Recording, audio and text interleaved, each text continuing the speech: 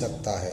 वो चौपाइयाँ कौन सी हैं और कहाँ से आपको पाठ करना है उनका, तो वो हम आज आपको बताने जा रहे हैं कि रामचरितमानस के बालकांड के दोहा नंबर 234 के बाद 5वीं पंक्ति से चौपाई शुरू होती है। आप उनका जाप करें। कुछ चौपाइयाँ हैं जो मैं आपको बोल के बता दे रहा हूँ, और मैं डिस्क्रिप्शन में इसमें एक ऐसा लगा दूंगा कि जहाँ पे आपको चौपाइयाँ सब एकत्रित एक जगह पर आपको मिल जाएं, जिससे कि आपको पाठ करने में कोई समस्या ना हो। तो वो चौपाइयाँ कौन सी हैं, आइए हम सब साथ मिलकर एक बार गाते हैं।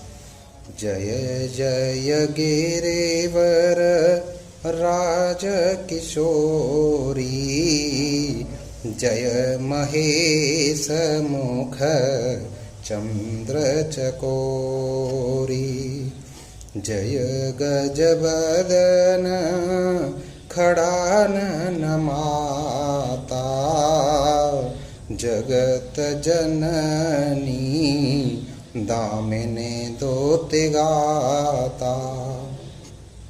नहीं तब आदि मध्य अवसाना, अमित प्रभाव वेदो नहीं जाना। भव भव विभव पराभव करे का,